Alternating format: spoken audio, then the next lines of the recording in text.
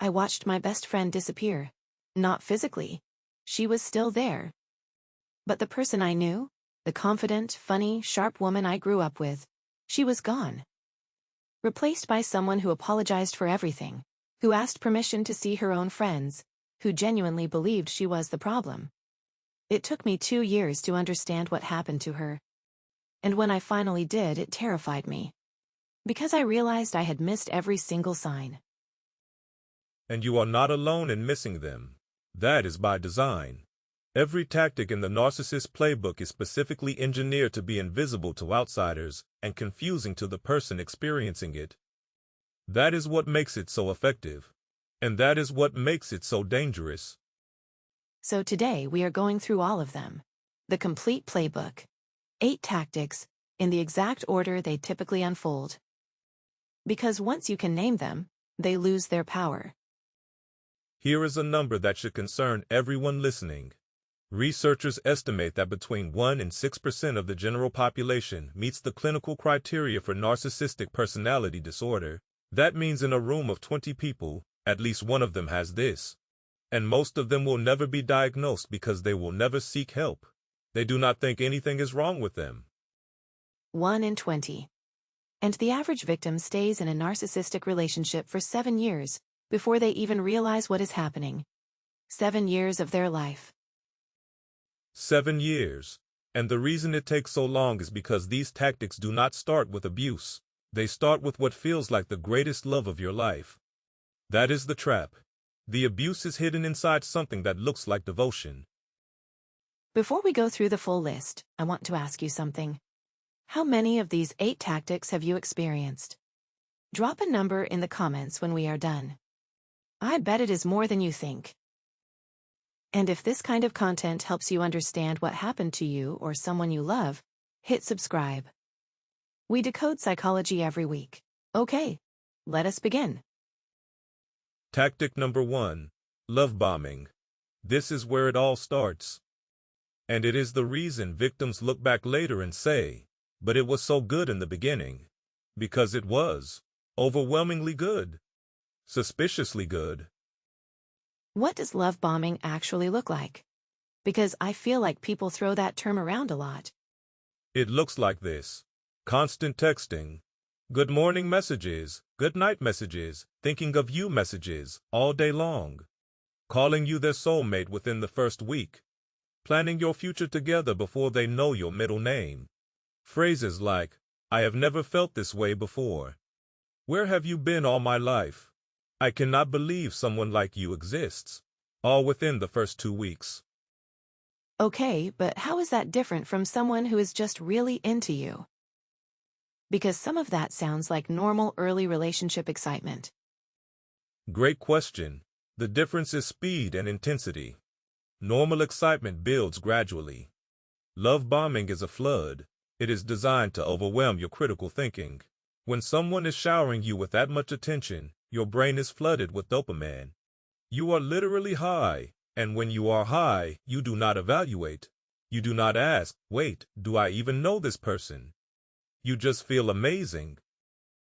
So it is not romance. It is a strategy.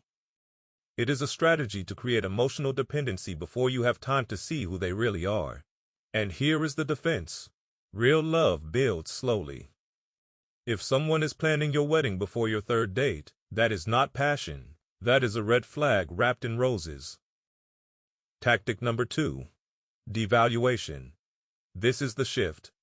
And it is so gradual that most people do not notice it happening. One day they are telling you that you are perfect. The next day there is a small criticism. You used to be fun. That dress does not really suit you. Are you sure you want to eat that? Oh God. Are you sure you want to eat that one? I have heard that exact phrase from someone. And notice how subtle it is. It is not outright cruelty. It is disguised as concern. I am just being honest. I am trying to help you. I only say this because I love you. The criticism is always wrapped in something that sounds caring. That is what makes it so confusing. So why do people not just leave at this point? If someone starts criticizing you, why not walk away? Because of tactic 1. The love bombing created a baseline. You remember how amazing it was. So when the criticism starts, you do not think, this person is abusive. You think, what did I do wrong? How do I get back to the good version? You blame yourself. And that is exactly what they want. You blame yourself. That is so messed up. The defense for devaluation is this. My feelings are valid data. If someone is making you feel small, confused, or like you need to earn their approval, that is information. Trust it. Tactic number 3, gaslighting. This is where it gets truly dangerous. Because gaslighting does not just hurt you. It makes you unable to trust your own mind. The phrases are simple. That never happened. You are imagining things. I never said that. You are being paranoid. You are too sensitive. That is not what I meant and you know it. I know someone who started secretly recording conversations with her partner. Because she genuinely could not tell if she was remembering things correctly anymore. And that is one of the clearest diagnostic signs. When you need external evidence to trust your own memory, something is very wrong. Gaslighting works because it is repeated over months and years. Each individual instance seems small, but cumulatively, it erodes your entire sense of reality. You stop trusting yourself. And once you stop trusting yourself, you become completely dependent on them to tell you what is real. That is terrifying. You lose your ability to know what is real. That is the goal. A person who cannot trust their own perception will never leave, because they do not trust their own judgment enough to make that decision. So what is the defense? The defense is 5 words. I trust my own experience. Say it out loud if you need to. Write it on your mirror. Because the moment you start needing someone else to validate your reality, you have already lost ground. Tactic number 4. Triangulation. This is when they bring a third person into the dynamic to create jealousy, insecurity, or competition. My ex would never react like this. My coworker thinks I am right about this. Other people do not have a problem with me, only you do. Oh, the my ex would never won. That is designed to make you feel like you are the problem and everyone else is fine with them. Exactly. It creates a feeling that you are in competition, that their love is conditional and someone else might win it. It keeps you insecure, trying harder, tolerating more. Because if you push back, well, their ex never pushed back. So you end up performing instead of being yourself. Performing. That is the perfect word. And the defense is simple but powerful. I do not compete for love. Love that requires you to earn it by being better than someone else is not love. It is a contest. And you did not sign up for a contest. Tactic number 5. The silent treatment. And I want to be clear about something. This is not the same as someone saying, I need some space to cool down. I will be back in an hour. That is healthy. The narcissistic silent treatment is weaponized silence. Days of no contact, no explanation, no timeline, just absence, designed to punish you for having a boundary or a need. And the worst part is you do not even know what you did wrong. You are just sitting there replaying every conversation trying to figure out what triggered it. That is exactly the point. The uncertainty is the punishment. It triggers your abandonment system. Your brain goes into overdrive trying to fix something you may not have even broken. And over time you learn to avoid anything that might trigger the silence. You walk on eggshells. You shrink yourself. You stop having needs. You stop having needs. That is such a devastating sentence. It is. And the defense is this. Silence is not communication. If someone cannot tell you what is wrong, that is their limitation, not your failure. You deserve words. You deserve words. I am writing that down. If this is resonating with you, hit that like button. It helps more people find this information. And subscribe. We go deep on psychology every week. We read every single comment, so let us know which one hit you the hardest so far. Okay, back to it. Tactic number 6. Darvo. This stands for deny, attack, reverse victim, and offender. and it is the single most disorienting tactic in the entire playbook. Walk me through how it works. Like, give me a scenario. Okay, you confront them about something they did. Maybe they lied to you. You say, "You lied to me about where you were last night." Step 1, they deny, "I did not lie. You misunderstood." Step 2, they attack. "Why are you always so suspicious? You are so controlling. This is why I do not tell you things."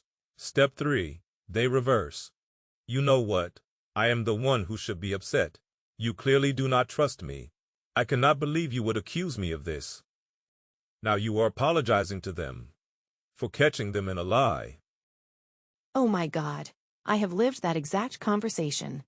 You go in with a legitimate concern and you come out apologizing. Every single time. Every single time. And that is how you know Darvo is happening. If every conversation about their behavior ends with you apologizing, that is not conflict resolution. That is manipulation. So what is the defense? The defense is this: I am not apologizing for having boundaries. Say it before the conversation. Say it during. Say it after. Because Darvo only works if you accept the reversal. The moment you refuse to apologize for a legitimate concern, the tactic fails. Tactic number 7, Hoovering, named after the vacuum cleaner brand. Because it is about sucking you back in after you try to leave. This is the one that gets people multiple times, right? They leave. The narcissist pulls them back. They leave again. Pulled back again. Multiple times. The average victim leaves 7 times before they leave for good. And hoovering is why. It looks like sudden apologies. "I have changed. I am going to therapy. I realize what I did wrong." It looks like love bombing 2.0. The flowers, the texts, the promises. It looks like emergencies. "I am in the hospital. I am going to hurt myself. I need you." And it works because you still love them. Or at least you love the version of them that showed up during the love bombing phase. You love the mask, not the person. And here is the diagnostic question. Do the promises come with sustained action? Not a week of good behavior. Months. Because anyone can perform for a week. Real change takes months of consistent effort, usually with professional help. If the apology is not followed by sustained, verifiable change, it is hoovering.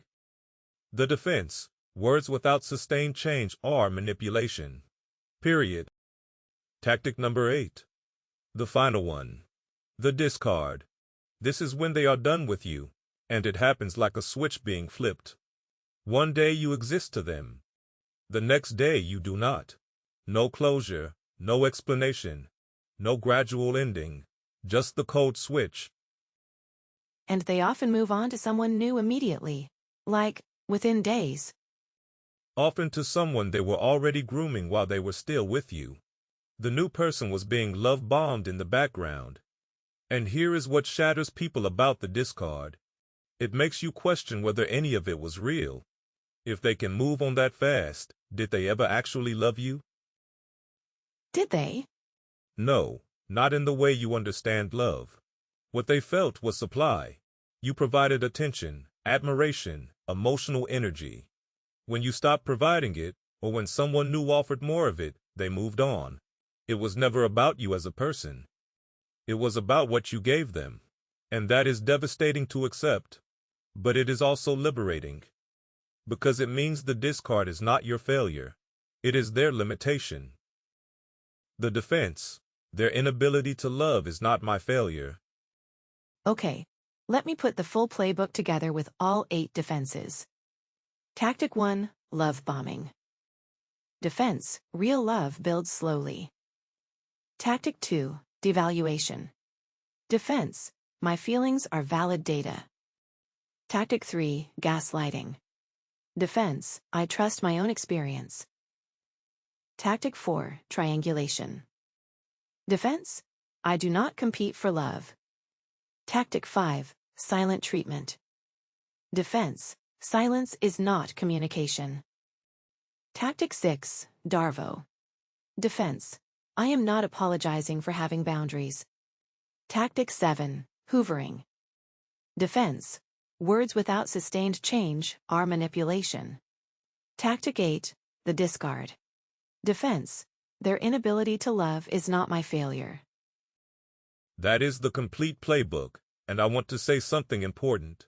If you recognize 3 or more of these in your current relationship, please talk to a licensed therapist who specializes in narcissistic abuse.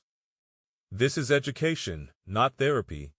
Naming the pattern is the first step, but healing from it requires professional support. And if you recognize these in a past relationship, I hope this gives you some peace. It was not your fault. You were not stupid. You were targeted by someone who was very, very good at what they do. Leave a comment and tell us which tactic hit you the hardest. We read every single one, and subscribe if you have not already. Follow the Human Code wherever you are listening. The Human Code. The science of why you do what you do.